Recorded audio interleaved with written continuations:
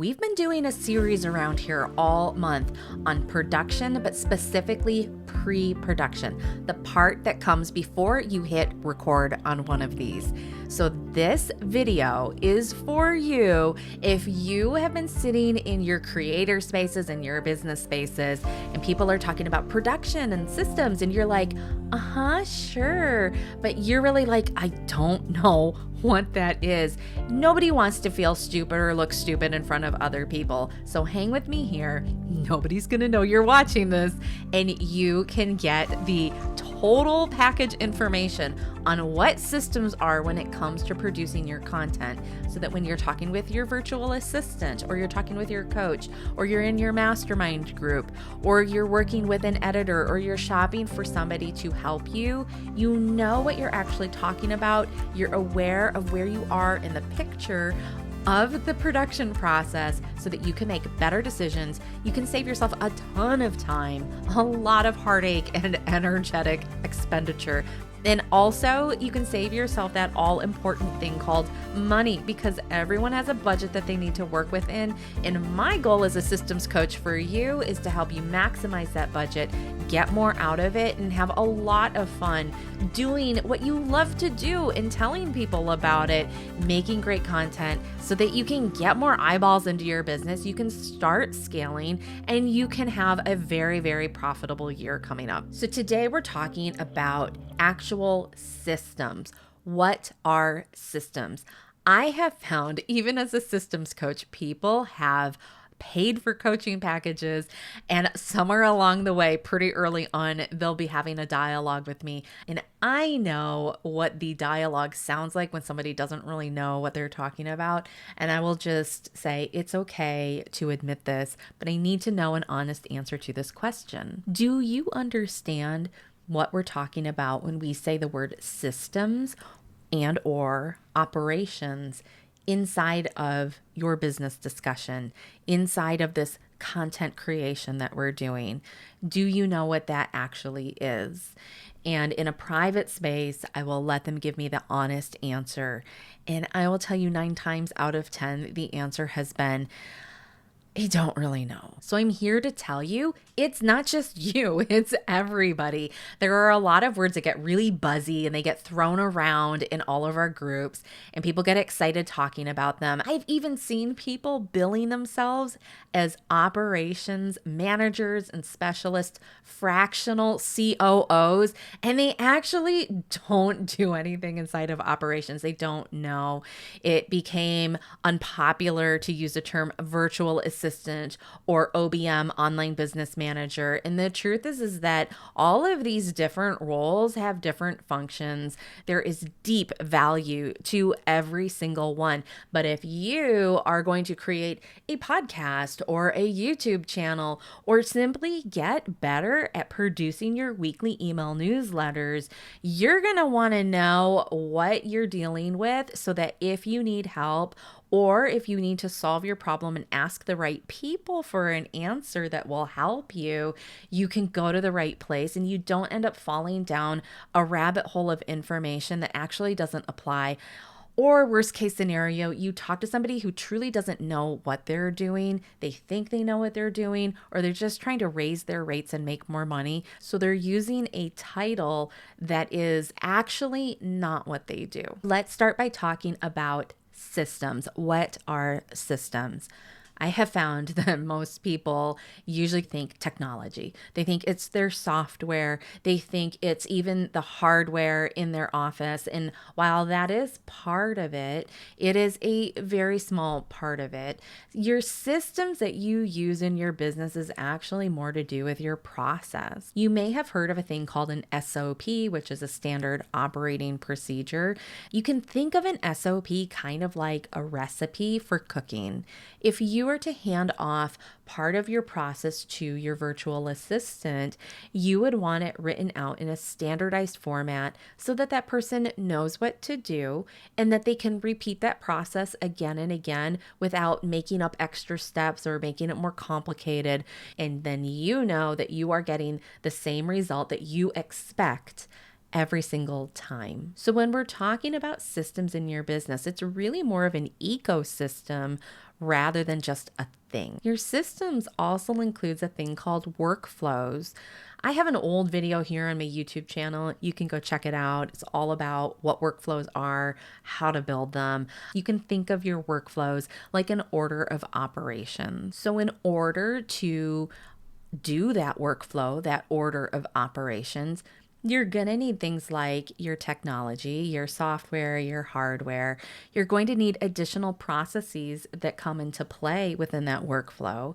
And then once you know what this whole picture looks like, who's doing what, how long does it take, where do you have some stop gaps where maybe you need to get some expert help, by mapping out your workflow, you will figure those things out, and then you can build a process. Now, you don't just build a standard operating procedure immediately, because you may not know that that process works yet. If you've never produced a podcast before, or if you have started and stopped and started and stopped, and you just can't seem to produce that email newsletter every single week, you will probably notice that there's something not working quite right in the process. And this is part of your systems ecosystem. And in that case, you want to test things. You want to make sure that they run properly before you build the SOP that you want to use.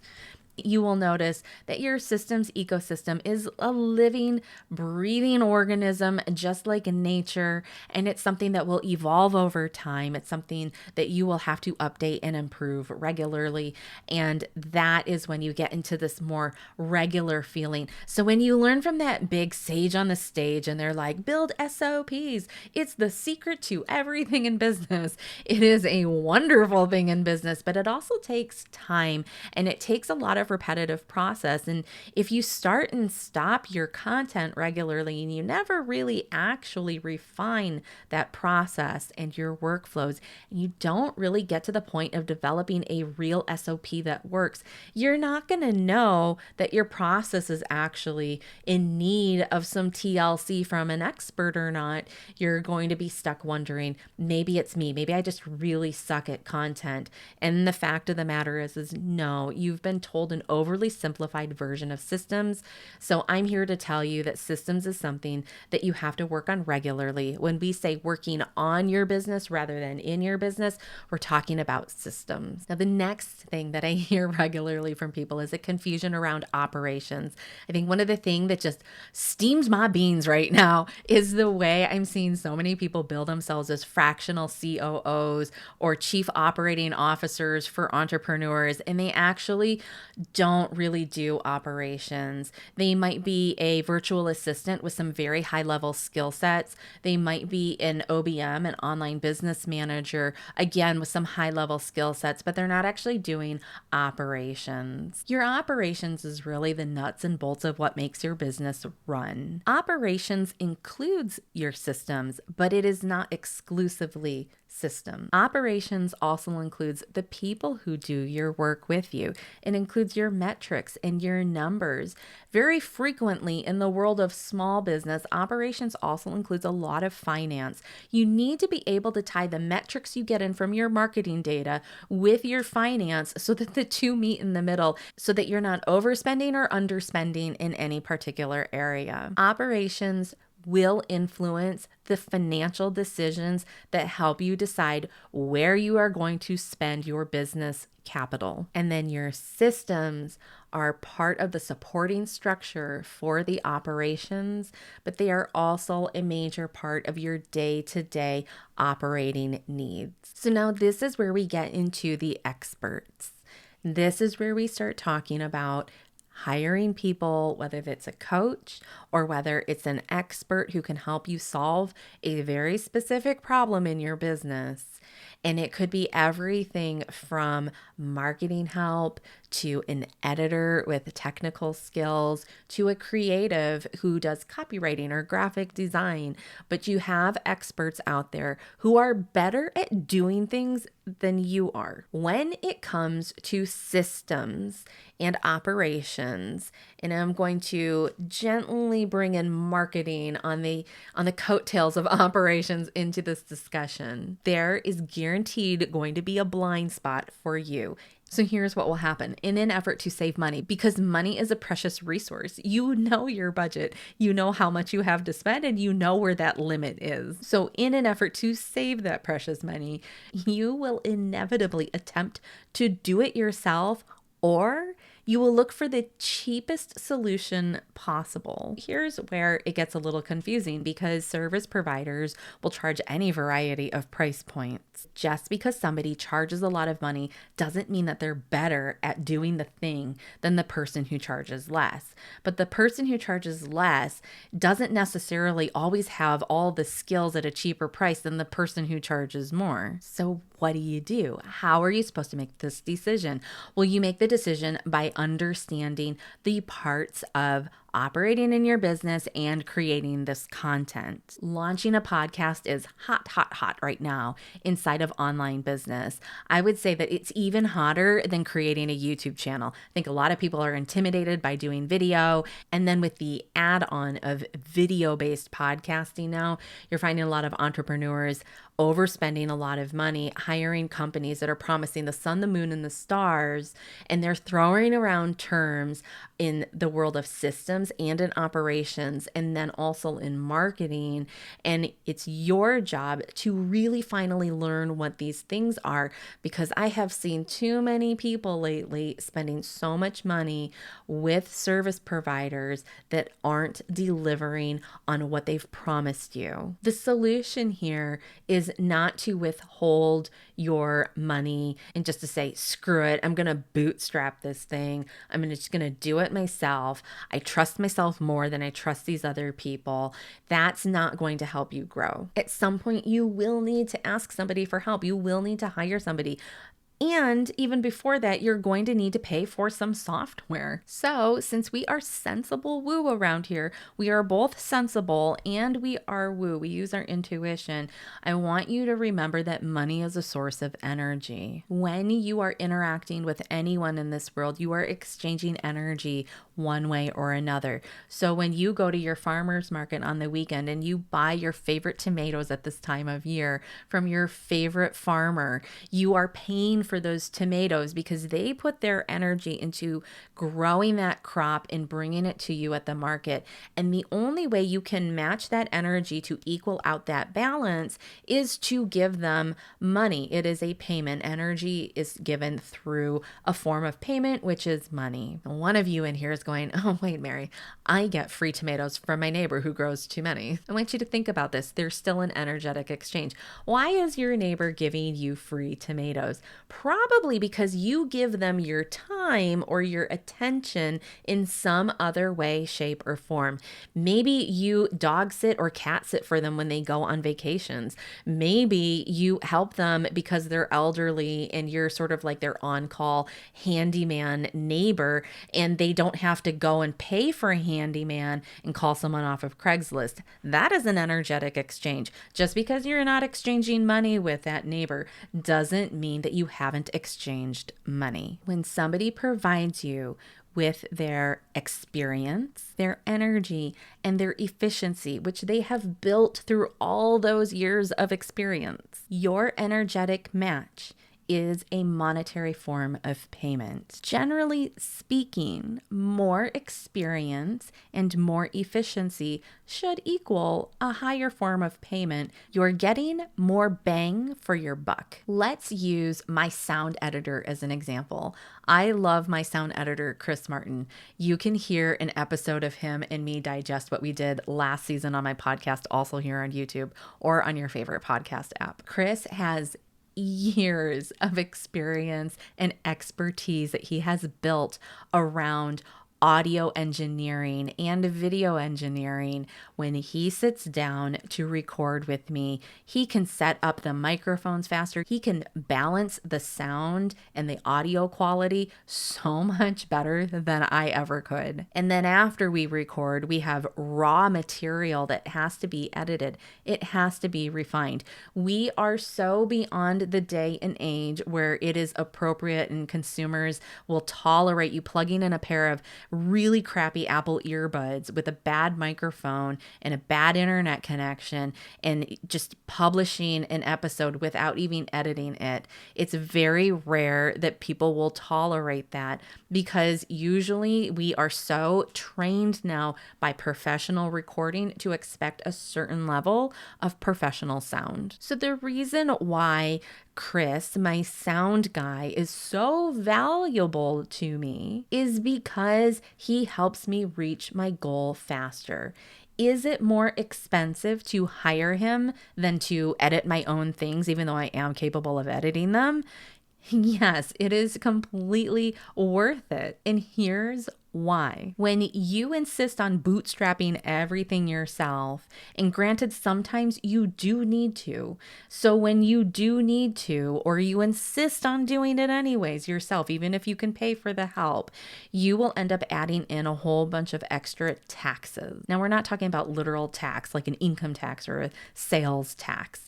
We're talking about a proverbial tax, a tax on your time. Add in a bonus tax around frustration. And there's so much bonus tax around technical troubleshooting. So what you're paying for when you hire an expert is that they are bringing their years of experience to help you mitigate a problem before it even happens. And if the problem does appear, they can fix it for you in a way that you're not going to be able to fix. The thing that stops creators from being consistent with their content production, that start and that stop is because you're getting stuck somewhere where you could have used some paid help. So this can include anything in the content production world. The most obvious one I see people go for is technical help. That's things like recording services, editing services. It also includes your marketing services. That can include things like graphic design, copywriting, branding. Your expert services even includes things related to talent. So maybe you need somebody to be your co-host and you need to pay them something in order to help you get on the microphone or show up on video. They will bring their natural energy, charisma, and their talent for the gift of gab to help smooth out your inexperience in showing up in media, which requires a lot more energy and a lot more pop and a lot more vim and vigor than you actually feel in your body when you're just sitting there talking. And let's say you are doing sales webinars or community meetings where you are helping to groom your audience into buying your offer. You are going to need someone who's going to help you help the people attending feel seen, heard, acknowledged, keep their energy up, help them make a decision, help them ask their questions, and help you close some sales. Just this morning, on the day that I'm recording this video for you, I had a coffee chat with a business friend of mine in town, and she was telling me about how she just felt like, oh, why should I invest all the time in making an email newsletter? She really wanted to talk about it. And I told her that what I have heard directly from my subscribers over many years now is that the act of showing up regularly without fail, because you have strong systems in place and you've hired help in the right places where you need it, they feel a relationship with you as the creator. It enables them to build trust. You cannot underestimate the power of showing up regularly, whether or not they open the newsletter, whether or not they watch your YouTube video that week, whether or not they listen to every single podcast episode. It is not your job to police whether or not your audience is consuming the things that you make for them.